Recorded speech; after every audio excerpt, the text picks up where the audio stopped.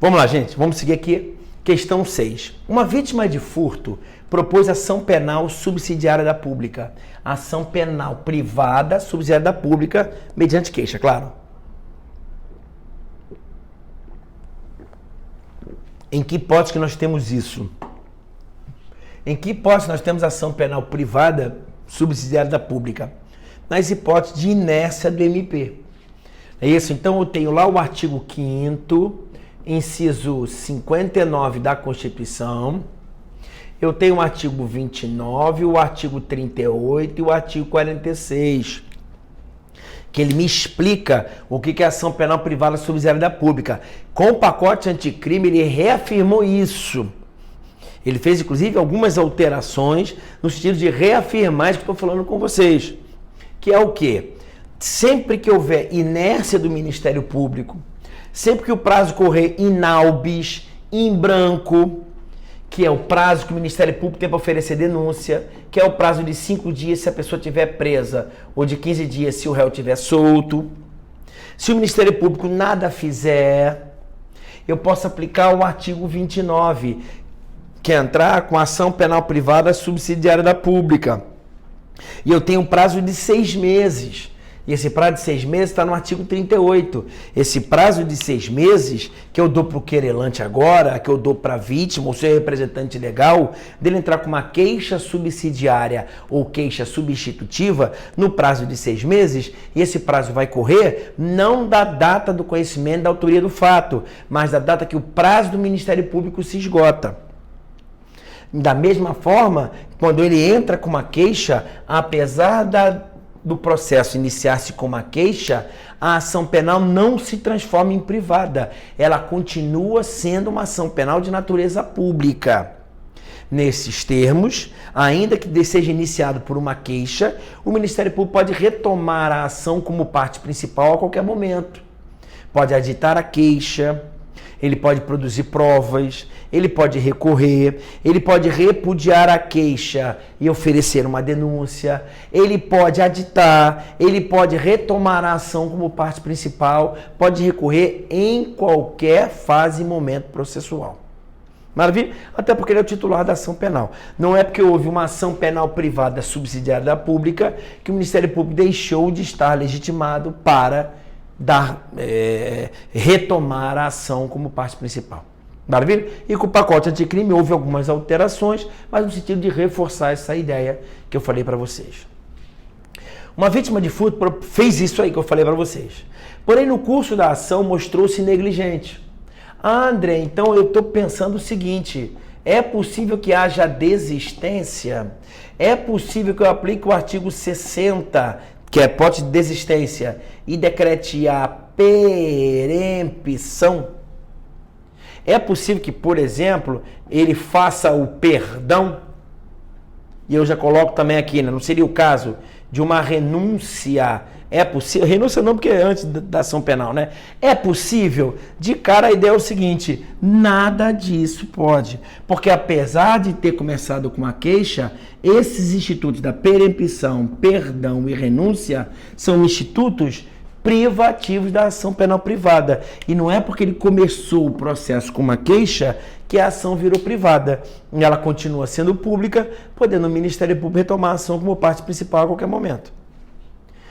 Então ele é negligente, deixando de promover seu andamento durante 30 dias consecutivos. É exatamente a regra que está no artigo 60.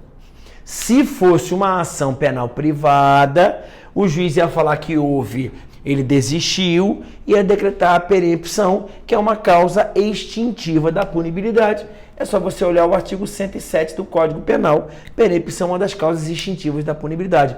Não é o que pode acontecer aqui. Nesse caso, deve o juiz decretar a perempção? Não, de jeito nenhum. Tá louco. B, o Procurador-Geral de Justiça determinar que o representante do MP ofereça denúncia substitutiva? Gente, o Procurador-Geral de Justiça não pode determinar isso ao promotor, porque o promotor, de acordo com o artigo 127 da Constituição, ele tem independência funcional.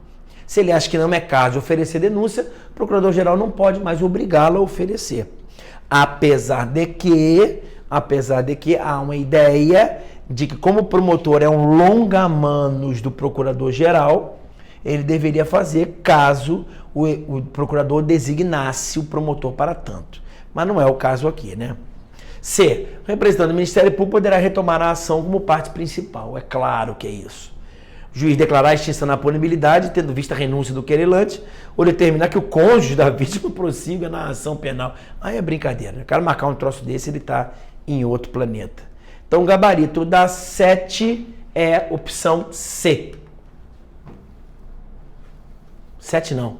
O gabarito da 6 é opção C. Você está aí com o gabarito, né? Deixei junto à aula, eu deixei o material aí, que é esse material pra gente aí. Julga os itens a seguir. Passadas 24 horas após a consumação do crime, cessa o estado de flagrância. Certo ou errado, gente? Tá errado. Tá? Essa situação de 24 horas, esquece isso. Tá? Não existe, nunca existiu. O que acontece é o seguinte. Primeiro, quando é que eu tenho uma situação de flagrância? Quando o cara é preso através de uma atividade de polícia persecutória, 2 Is, imediata e ininterrupta.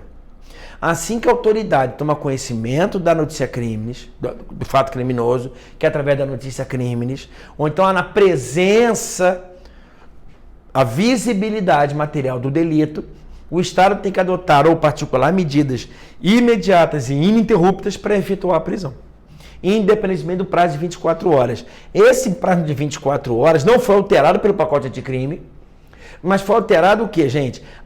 Porque antes, em 24 horas, o cara preso em flagrante tinha que ser o quê, gente? Comunicado imediatamente ao juiz, ao Ministério Público e à família do preso ou pessoa por ele indicada, tá certo?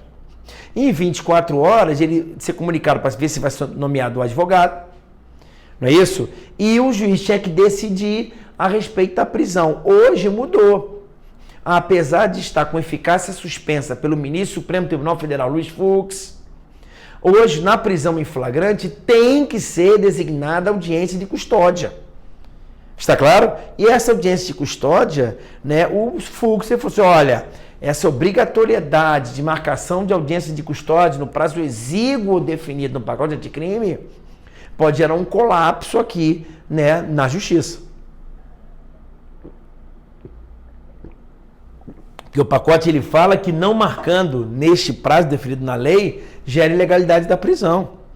Então imagina não marcando em 24 horas, imagina em 48 horas não sendo marcado, imagina a ilegalidade da prisão, quer dizer, é uma lei falando sem ter nenhuma noção do que está acontecendo. Não é isso? O legislador vai lá, manda botar aquilo ali, manda escrever isso aí, vira lei e não tem noção do impacto que isso pode gerar na prática forense. É a responsabilidade natural dos nossos congressistas, né? De qualquer maneira, não é a ideia de 24 horas que vai cessar o estado de flagrância, tá? 2. A sentença que ordena o arquivamento do inquérito policial produz coisa julgada. Aqui, gente, está perdendo um pouco sentido também, pela nova redação do artigo 28. Se você olhar o artigo 28 passado e o atual, o artigo 28 fala o seguinte, que o Ministério Público vai ordenar o arquivamento do inquérito policial e comunicar ao órgão de revisão.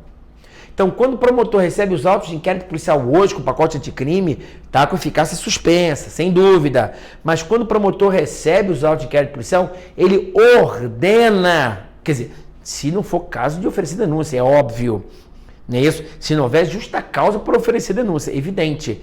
Ele ordena o arquivamento do inquérito policial e comunica ao juiz das garantias, comunica a vítima, não é isso? E o que?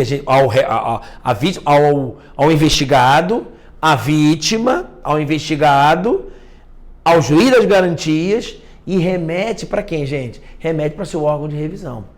No caso do Ministério Público Estadual, que seria o Procurador-Geral, e no caso do Ministério Público Federal, para as câmaras de coordenação e revisão. Maravilha?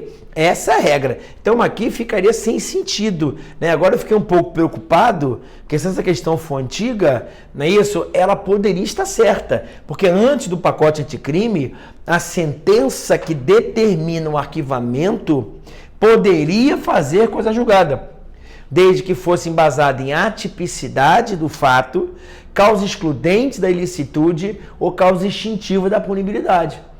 Então, até 2019, a minha resposta era essa, olha, se for uma decisão, uma sentença que declara a extinção da punibilidade com uma prescrição, por exemplo, como declara uma causa excludente da ilicitude, como, por exemplo, legítima defesa, ou declara que o fato é atípico, eu estou arquivando e estou fazendo coisa julgada, formal e material. Hoje me parece que essa questão estaria errada, então já ficou complicado para a gente solucionar essa questão, mas o que importa é a gente ver os pontos importantes da questão. Maravilha? Então isso aqui para mim está errado, né? Errado e errado. Autuado em flagrante delito e tendo mantida sua prisão pelo delegado de polícia, por se tratar de crime inafiançável, o preso deve impetrar habeas corpus perante o juiz de direito. É óbvio, tá, gente? Autuando em flagrante delito e tendo mantida a prisão pelo delegado. O delegado não pode manter a prisão. Preso em flagrante, o delegado deve comunicar imediatamente à autoridade judiciária para que ela delibere sobre isso. A prisão sendo desnecessária, ele concede liberdade provisória. A prisão sendo ilegal, ele relaxa a prisão com expedição de alvará de soltura. E a prisão sendo necessária, ele converte a prisão em flagrante em prisão preventiva. Tá claro? Então aí, evidentemente, estaria errado. 4. A indivisibilidade da ação é princípio inerente às ações penais públicas e privadas. Veja bem, a indivisibilidade, sim, está inerente às duas. Só que na ação penal privada é um princípio próprio, onde se você me ofender, eu tenho que entrar com a queixa em face de todos ou em face de ninguém. Pelo princípio da indivisibilidade, se 3 pessoas quebraram o meu carro, eu tenho que entrar com a queixa ou em face dos 3 ou em face de ninguém, porque eu não posso utilizar da ação penal privada como instrumento de vingança. Perfeito? E na ação penal pública? Na ação penal pública, o Supremo falou que vigora agora o princípio da divisibilidade. E agora, ainda mais agora. Por que o princípio da divisibilidade? Ainda que o crime seja cometido por 5 pessoas, é possível que o promotor ofereça denúncia em face de 3, de 2, de 4, ainda que todos tenham cometido crimes. E eu tenho para você N exemplos aqui que o promotor pode oferecer denúncia em face de uns e em face de outros não, ainda que todos tenham cometido crime. Como, por exemplo, 5 cometeram crime, mas um está foragido. E eu não sei quem é. Posso denunciar 4 e aguardar a captura do 5º. Um outro exemplo é se é uma infração de menor potencial ofensivo, 4 não cabe em transação penal, mas para o 5º cabe. Ele cometeu crime, mas cabe transação penal. Uma outra hipótese agora é se eu tenho uma organização criminosa e esse cara aqui é o primeiro a delatar. O pacote anticrime fala isso, que hoje o réu delator fala primeiro, depois fala os demais réus e por último o réu delatado. Tem ordem agora para o interrogatório. Tem ordem para o interrogatório, tem ordem para as alegações finais. Primeiro o réu delator, depois o réu que não é nem delator nem delatado e por último o réu delatado. E é uma hipótese também, se eu tiver 5 pessoas na organização criminosa, onde eu tenho um delator que não é líder e foi o primeiro a delatar. O promotor pode sequer oferecer denúncia. Eu tenho outras hipóteses, que é, por exemplo, a celebração de um termo de ajustamento de conduta em crimes ambientais. Eu tenho um crime ambiental e esse cara celebra um termo de ajustamento de conduta.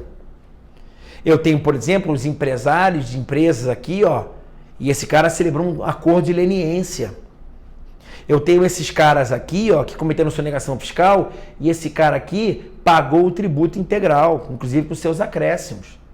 Eu tenho esses caras aqui que cometeram crime, só que esse cara aqui, ele celebrou um acordo de não persecução penal, uma coisa linda. Artigo 28A do Código de Processo Penal com a nova redação do pacote anticrime. Então, esse princípio da indivisibilidade, o Supremo fala que seria uma decorrência do princípio da obrigatoriedade. Mas na ação penal pública vigora o princípio da divisibilidade, como eu dei vários exemplos para os senhores. Então, essa questão deve estar toda errada. O recurso em sentido estrito, artigo 581, incisos 25 agora mais um, que a decisão que nega o acordo de não persecução penal cabe recurso em sentido estrito. Então, se o réu tiver direito, se o investigado, o indiciado tiver direito ao acordo de não persecução penal, se o juiz se negar, cabe recurso em sentido estrito por ser uma decisão interlocutória. O recurso em sentido estrito apresenta inicialmente efeito regressivo, tá certo? Pois existe a possibilidade de retratação do juiz, tá correto? Tá claro? Então aqui eu tenho as opções 4 e 5 como corretas. Só agora, não é isso? Fazendo essa ressalva, os 3 realmente estão errados, não é isso? Só com a ressalva do 4, tá? Em que essa indivisibilidade vigora sim na ação penal pública e na ação penal privada.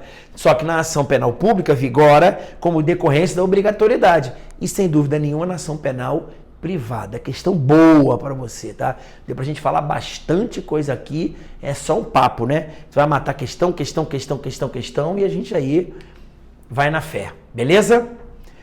Então 7, eco.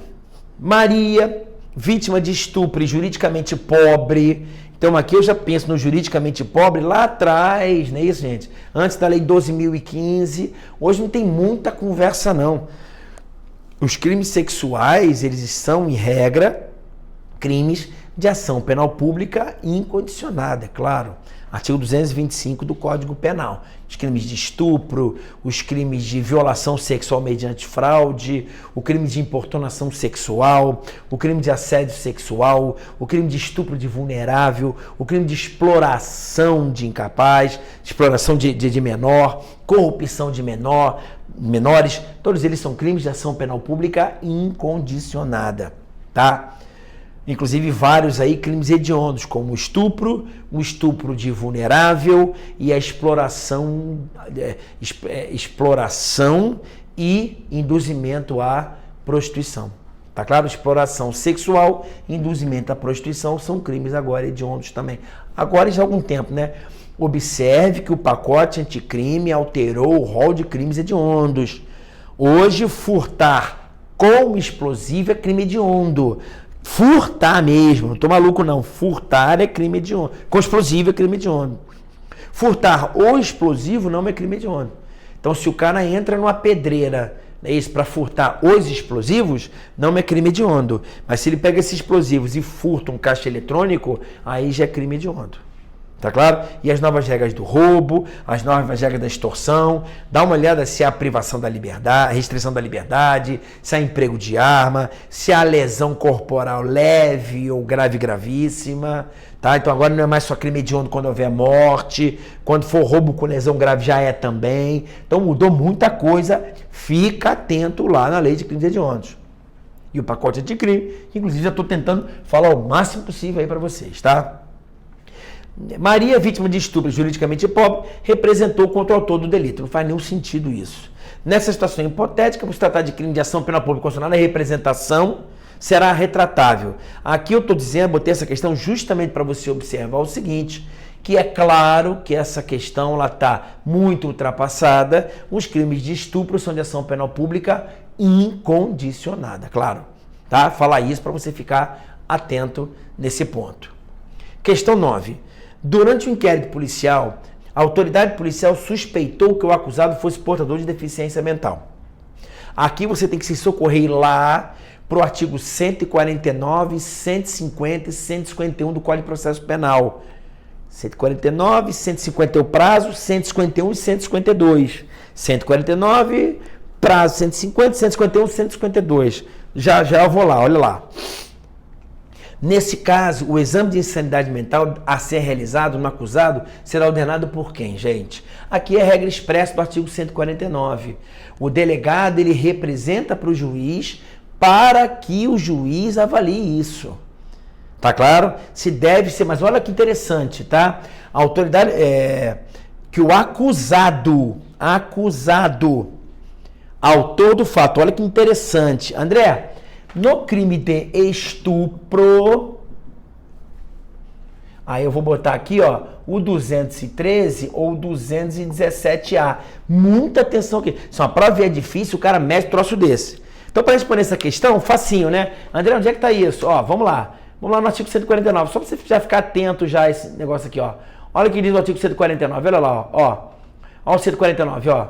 Quando houver dúvida sobre a integridade mental do acusado, o juiz, tá dando a resposta, ordenará de ofício a requerimento do Ministério Público, defensor do ser submetido a exame médico legal. Tá claro? Aí ele coloca ali, ó, prazo de 45 dias.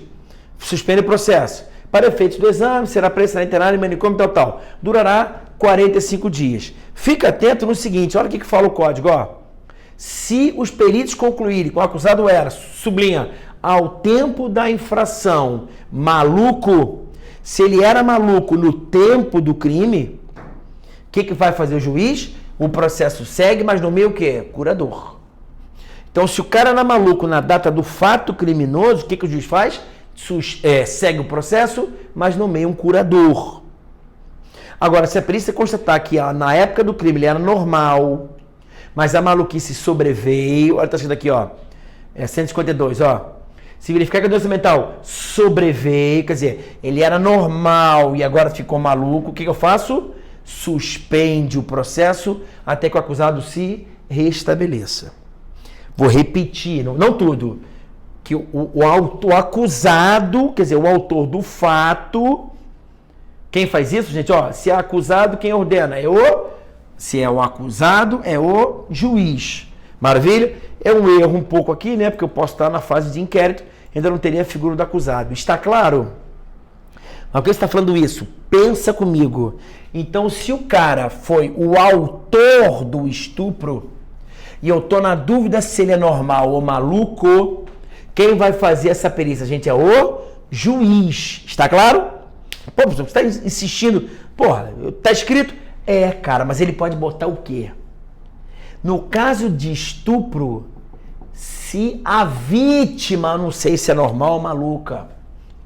Então, existe uma mulher, ou um homem, claro, de 19 anos, de 20 anos, não é isso? Que é a vítima do estupro, e o delegado fica na dúvida se essa pessoa é normal ou maluca. Será que essa pessoa é toda doida? Será que ela não tem discernimento para compreender o ato sexual? Eu olho para ela e veja, o que tem que fazer o delegado? Delegado. Ele faz no inquérito policial o exame de tipicidade. O delegado vai analisar a tipicidade. Então você conclui o seguinte, se essa vítima ela é normal, eu estou diante de uma hipótese de um estupro, se é que assim posso falar, né? De um estupro. Houve violência ou grave ameaça. Não é verdade? Está um emaranhado de fatos esquisitos ali, parece o do artigo 213.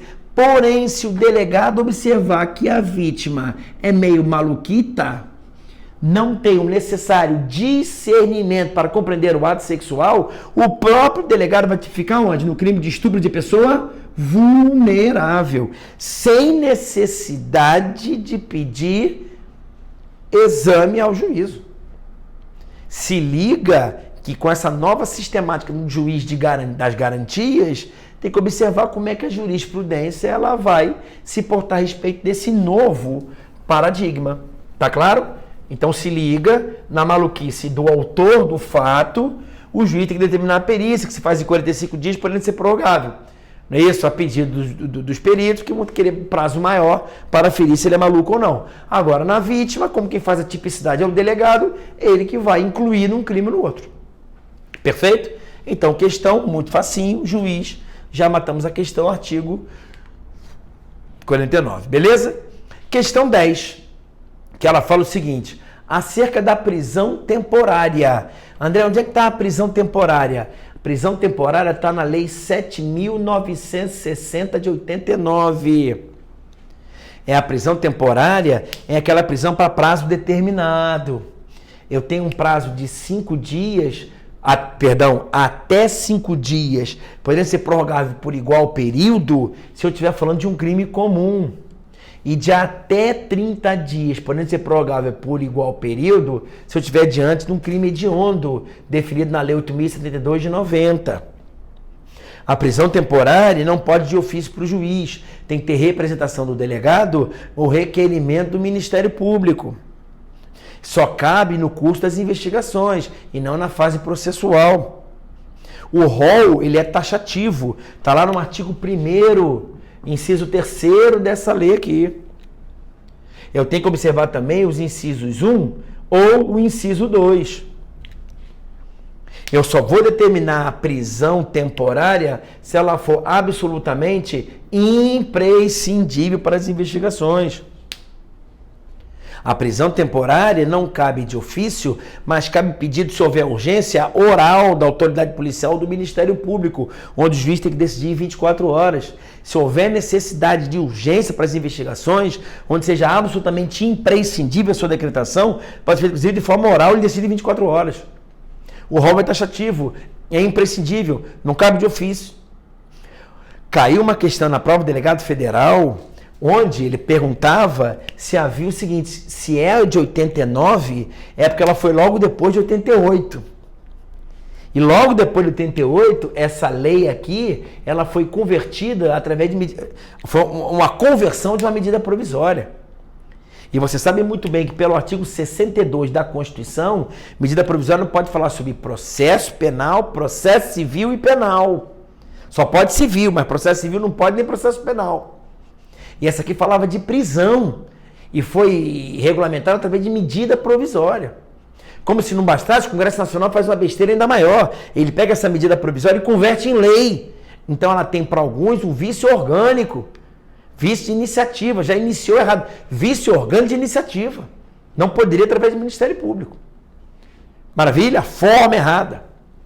Maravilha? Então eu tenho essa situação aqui. Tá? Então ele pede pra gente o seguinte, tá bom, André, nessa prisão aí, quais são as características? Tem natureza cautelar? É óbvio. Somente admissível no inquérito policial? É óbvio. No caso de crime hediondo, terá um prazo de 30 improrrogável. É errado, 30 mais 30. É vedado ao juiz decretá-lo de ofício logo após ter anulado o auto de prisão em flagrante. Também está errado. Ainda que esteja, o juiz pode converter em prisão preventiva. Note que com pacote anticrime o juiz não pode mais decretar prisão cautelar de ofício nem no curso do processo. Maravilha? O juiz não pode decretar prisão cautelar nem no curso de ofício, claro, nem no curso do processo. Se liga que se o promotor pedir a decretação de uma prisão preventiva e o juiz conceder, tá certo. O juiz pode revogar de ofício. Tá claro? E a lei permite que depois de revogar de ofício, ele poderia decretar de ofício. Mas aí já estão questionando já se isso seria possível ou não. Maravilha? Tranquilo? Então aqui essa questão ela está certíssima. E representando o delegado de polícia pela prisão temporária, o juiz deve prolatar despacho em 24 horas. É isso que nós conversamos aí. Maravilha? Tranquilo? Vamos no intervalinho, vamos tomar aquele café, aquela água, né? Eles vão pegar mais exercícios aí de penal e de processo penal. Nesse curso, processo penal e no outro também direito penal. Forte abraço, até lá.